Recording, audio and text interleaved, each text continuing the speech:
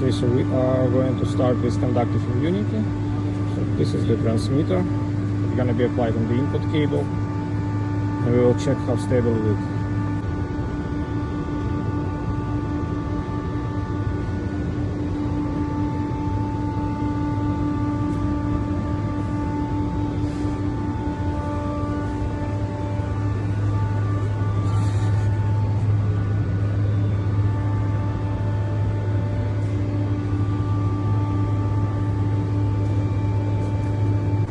Here's the frequency rising from the 150 Hz to 80 megahertz.